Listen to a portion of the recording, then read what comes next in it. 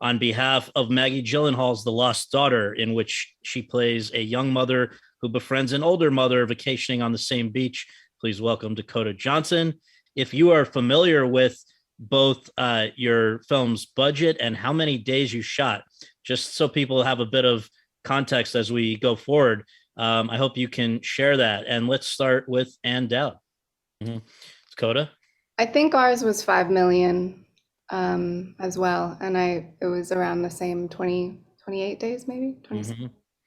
Dakota, I think you guys were also in the midst of um, COVID, right? It really affected you guys, but you were. I don't think anyone will feel too sorry about where you were trapped for this movie. Can you want to share just how it crossed your radar and then where you wound up? Yeah. Well, I read the script and met with Maggie before lockdown happened, before the pandemic happened, and then obviously everything, all schedules were just completely quieted and things were pushed. And um, I I mean, like typical, you read a script and then maybe get to meet with the director. And Maggie and I had a lunch, and I had never read anything like what she wrote. And I wish it was more um, common for people to, when they like a film, to be able to read the script afterwards. I think that would be a really cool sort of like database to have, because you see this incredible, I don't know, it was an incredible script. And I was really kind of, she always catches me off guard, Maggie. She always kind of like blows my mind. And we had a lunch, and then a few weeks went by, and then she asked me if I would come and read, and I did. And I read with her in a casting office, which was scary. Um, and and then we shot the movie in Greece. Well, yeah, and we should just say though. I mean, first of all, that might have been a great place to be, but also this is her. She probably had plenty of reason to be uh, anxious going into this. This is her first time directing, but I think also screenplay and just and did you know each other at all prior to this from just being fellow actors, or was totally out of the blue? A little bit. I had met her a few times, but I didn't know her. Uh, Yeah.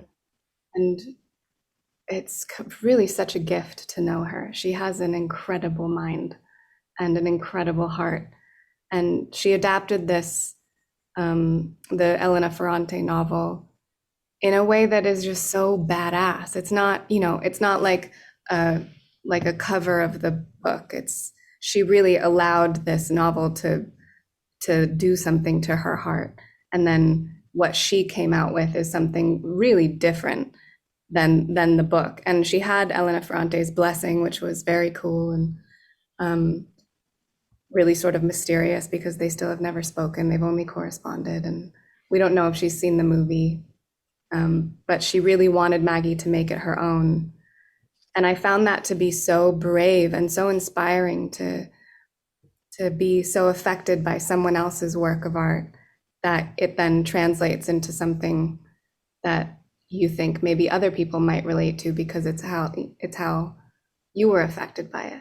I think maybe that's also like why it's a smaller film and why I love it and love indie films, is because you're not being spoon-fed information. You're not being told how to feel, and when you leave a movie theater, sometimes you leave like patting yourself on the back, like, well done, I got the message that everyone else got. But when you leave a film like this and these movies, you leave with your own interpretation of what happened. And I would rather make films like that. I would rather um, provoke many different feelings and thoughts and experiences, rather than, you know, like dull someone's mind for 2 hours. Well, and a lot of people first came to know about you through bigger scale movies, 50 Shades and others. And I wonder if you would say that, do you find that, um, I think Nick sort of alluded to this, but like, do you find that you feel more free to in crafting a performance in an indie, or you know that I guess it seems like to do more daring, risky things might be easier in a movie where the stakes aren't, not that the stakes aren't high, but the budgetary stakes aren't as high. Yeah, it's tricky because I think in larger studio films, there's kind of now becoming this sort of like horns locked battle between the new school and the old school. And there's still people running studios who have very antiquated mindsets of what a movie should be, what stories should be told, who should be in them, how they should be made. And I think that in a way, yes, you have, I feel like I have more freedom on an indie film just because everyone is really like really working hard to be there. And if you're lucky enough to be on a set that is, the environment feels safe, then everyone kind of works to their extreme potential. And I have felt, I think, on studio films, especially something like 50 Shades, that you really was almost like an algorithm. Like you really had to get certain things right rather than just tell the truth. And I think larger films are oftentimes scared of the truth. Dakota and Colman, you're both for these performances directed by female filmmakers. Dakota and Caitriona directed by a fellow actor. Just wonder if any of that actually makes a difference. They again probably would have been just statistically less likely to happen with a larger scale project. I just wonder if is it important to you that does it make a difference to you when you're Dakota, your female or director's a woman or a fellow actress who's been given an opportunity that might not have happened in a bigger project? Yeah, I think especially for this one, because the thing about The Lost Daughter is that these women are not the normal women you see on screen. They are conflicted and they are troubled and they have thoughts and feelings that are not usually talked about. And I think the thing that I find fascinating after, you know, having people see this movie and talk to Maggie, a lot of women are like thanking her in a way and thanking her for writing these women who have complicated feelings around womanhood and motherhood, and maybe not thoughts and feelings that are widely accepted, but like everyone has them. Every parent at some point is like, fuck this fucking sucks. And there's a difference between having the thought and then doing the action.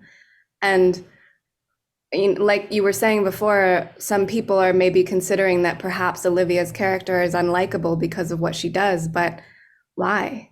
Just because that's what we've known for so long? I just don't really agree. And I think also one of the things that Elena Ferrante said to Maggie when she was writing the script was that Leda, Olivia's character, cannot be crazy. She's just a human woman. And then Nina, who is a young mother, is just like completely trapped in this life, and she will never ever be seen as a real human with a mind and a heart. And it's horrible, but that's also so real for so many people. And I guess it's less of escapism and it's more like a slap in the face. It's more reality.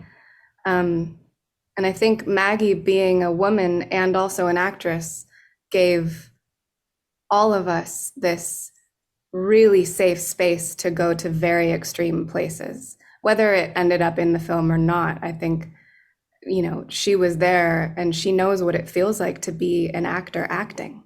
And that is like a really difficult thing to articulate, what that feels like at any given time of the day. You know, you could be like 6 o'clock in the morning doing a sex scene, and then by noon you're at some family dinner or a funeral or a wedding.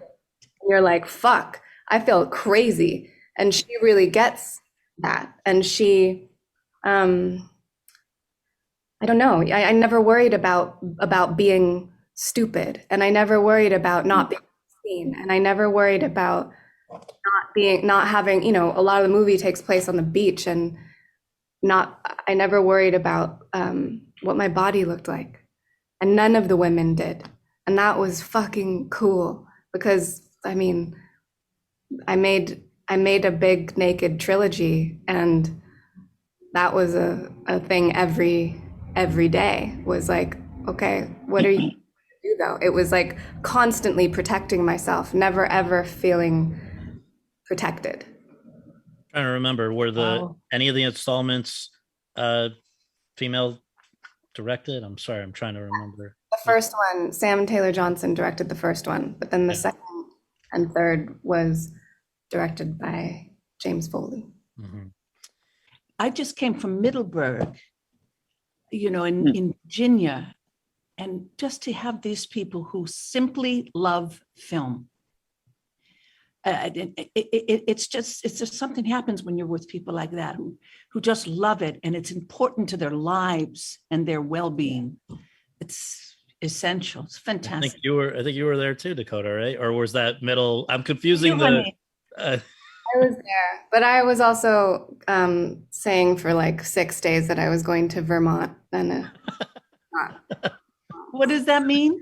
She got the no. You could. I don't know where I am. I've been to so many film Oh, festivals. no, I don't. Yeah, I hear you, honey. Yeah. And we're gonna come to some of those in a moment, Dakota.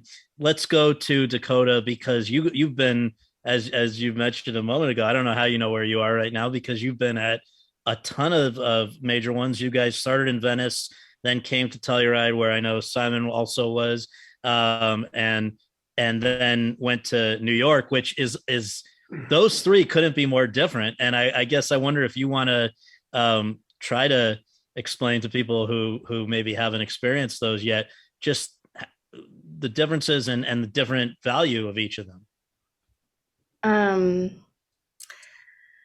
Well, Venice is so glamorous, and you're there and you think about all of the great Italian filmmakers, and it's very dreamy, and going places in boats, and it's just ridiculous. It's like totally nuts that's a thing that exists. Um, and then we went to Telluride, which I had never been to Telluride, but that festival is really special. I think it's weird when either the festival is so humongous like Cannes or Venice, and everyone is just so beautiful and it's so glamorous and it looks so out of reach and just like not very soulful. And then there's these other festivals. Like I've found that Sundance even sometimes becomes too crazy, and it's like all the gifting suites, and I'm like, this isn't what movies are about. I don't understand having to like hold this bottle of water and take a picture. It has nothing to do with nothing. And then Telluride wasn't like that at all. And there was no paparazzi and there was no bullshit. And people just love to talk about movies. And, we landed there from Venice in the morning and then went straight to do this like really sweet class photo, which I thought was so cool. I think part of the thing that I love so much about making movies is this camaraderie that you have on set. And it's like deeply bonding with the crew and the cat, everybody. And that, like being at these festivals with all of these different filmmakers makes me feel like it's worthwhile. And there's a lot of things about this industry that make you feel like it's not worthwhile. And I like being around other filmmakers, and I like meeting, even just like being in the same room as people that I admire so much, and like, standing near Jane Campion. I was like, yeah. It's great for networking.